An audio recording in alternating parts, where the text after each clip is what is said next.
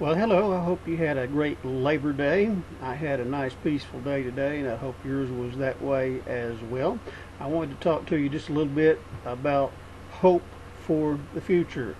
We've been living in some pretty not good times in the United States for a pretty long time now. When George Bush came to office in early 2001, the country was in a state of recession, and his idea as to how to fix that was to enact the largest tax cuts in American history. Conservative orthodoxy stated that low taxes would be a key to prosperity. And there was an economic recovery that followed, but polling data clearly indicated that Bush wasn't getting a lot of credit for this supposedly good economy. There was growth and the gross domestic product, and there were a lot of people working. In fact, there were statistics that said that more people were working at that time than at any time in history. And yet, Bush got some really bad polling numbers. People were not happy with his performance for the most part over most of his administration. Why was that? This recovery that came in the wake of the Bush tax cuts was a weak recovery, the weakest recovery on record. What was produced over the next few years were a lot of low-wage, unstable jobs. And so while a lot of people were working, they just weren't doing that well. They weren't making the kind of money that previous generations had made. And economic security appeared to be slipping away. People didn't have the same kind of job security, nor did they achieve the same kind of earnings that their parents had earned. And then, in this atmosphere of low regulation, came the economic crisis of 2008. The basic philosophy was that you just allow business to do whatever business wants to do, and they certainly did, didn't they? I'll never forget one day turning on the news in September of 2008, and stock markets were crashing all over the world in this atmosphere of deregulation and keeping the government out of everything. That's what happened. Worst economic crisis since the Great Depression, since the crash of 1929. And so this idea of low taxes and deregulation as the key to prosperity sort of went out the window, except for one problem: a lot of people still believe it.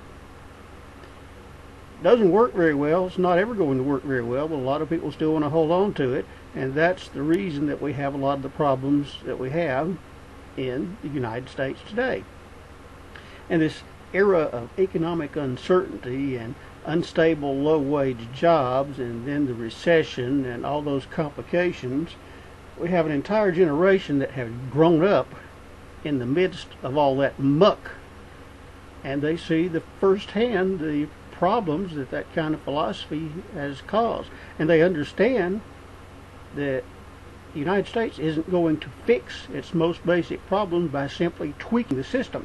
And now there's a lot of concern over the brand of conservative nationalism advocated by Donald Trump. A lot of people worried about what would happen if he got into office. But then on the other side of the coin, you have this extremely defective candidate, Hillary Clinton, who doesn't even remotely understand the challenges faced by millions of Americans every day, doesn't understand the cause of our economic problems, doesn't have any real solutions. Hillary's idea: you just tweak the system and things are going to get better, things are going to improve. She's got these modest proposals about fixing the Affordable Care Act. She wants to allow people 55 years of age and older to buy into Medicare, and she wants to work with states that have refused to expand Medicaid to see that they do expand Medicaid. And I don't know how she's going to do that. Send in the Marines, because the Supreme Court's already ruled that you can't do that.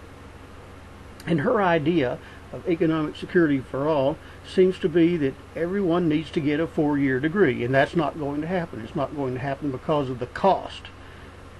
And if you don't believe that costs are a barrier, just look at the student loan crisis. We have people all over this country who took out vast loans, huge amounts of money.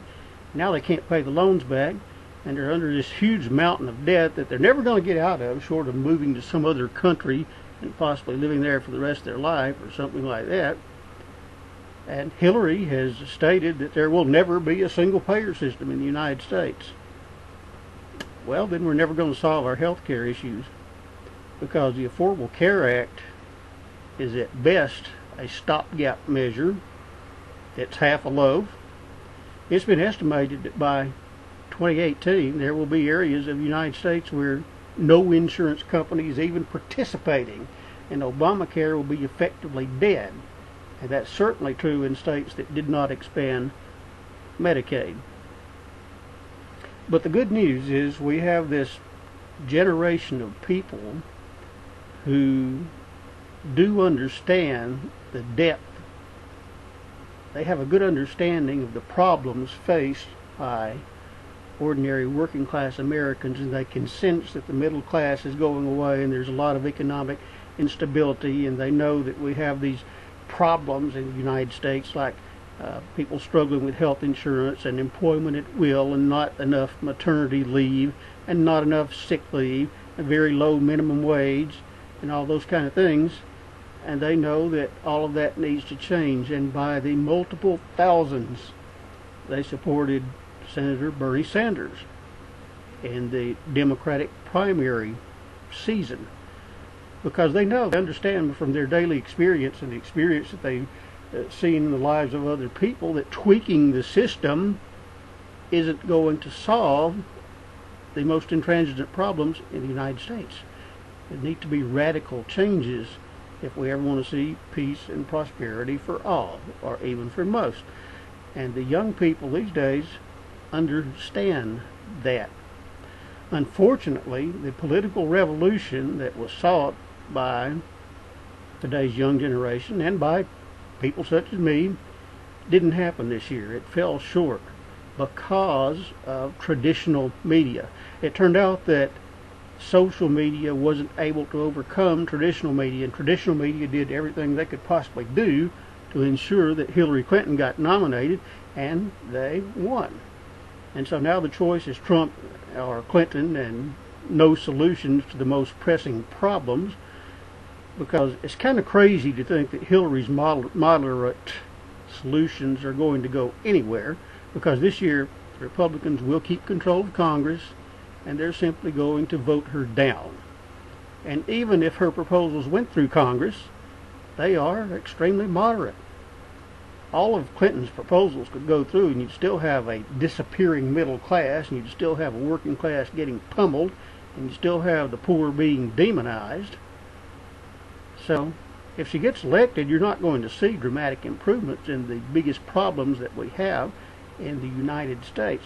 But the good news is millennials, the younger generation, understand the depth and the seriousness of the problems faced by millions of Americans here in the United States, and they demonstrated a willingness to take the lead and do something about it. Unfortunately, the movement was defeated by traditional media. Social media simply cannot overcome traditional media. But this understanding and the commitment and the knowledge about the reality and the causes and what needs to be done to solve our worst problems in the United States, that indicates that some good things may happen in the future when younger people take control. Now, there are some serious problems. The progressive movement, the real progressive movement, isn't going to be able to build its own television network, because that's just too much money. And we have a very flawed system. We have this system where most of the media is owned by huge corporations who don't want any radical change to the American system, and their revenue comes through advertising from other companies who also don't want to see any major change.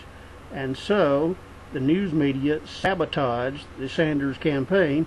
He would get huge rallies all over the United States, thousands and thousands of people filling arenas, and they would simply ignore it. Even though polling data showed that overwhelming majorities of Americans would have supported the Sanders agenda had they known about it, but most of them didn't know about it. The traditional media saw to it that they didn't know about it by selective coverage and non-coverage.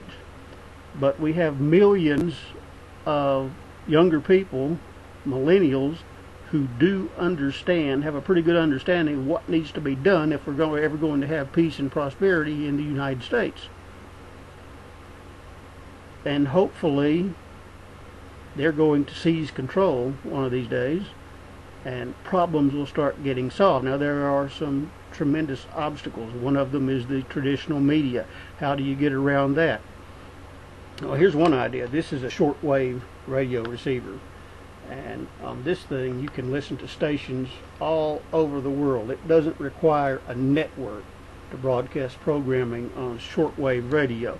One transmitter can transmit programming virtually all over the world. I've heard broadcasts from China and Russia and Europe, and so possibly an inexpensive way to get a progressive message across would be for some people to invest in a shortwave station. And with a shortwave station, you don't need a network. All you need is one station, and you can broadcast all over the United States.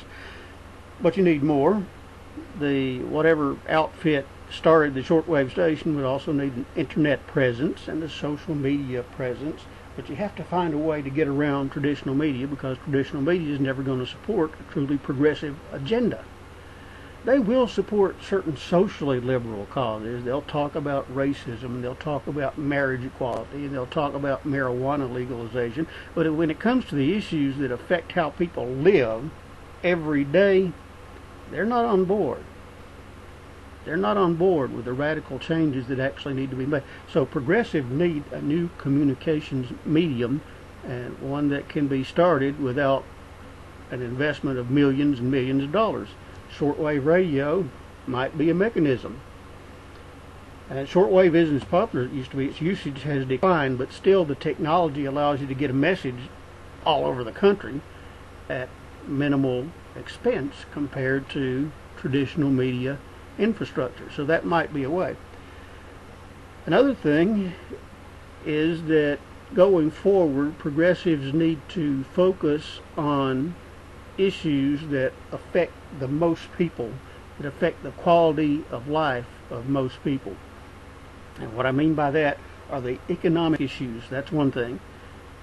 And as far as the economic issues, I'm mainly talking about worker protections. I mean universal health care, higher minimum wage, maternity leave, getting rid of employment at will. These things affect everybody. So the economic issues is one area of focus. Another, controlling gun violence. And the only way that's going to happen is through stronger gun control.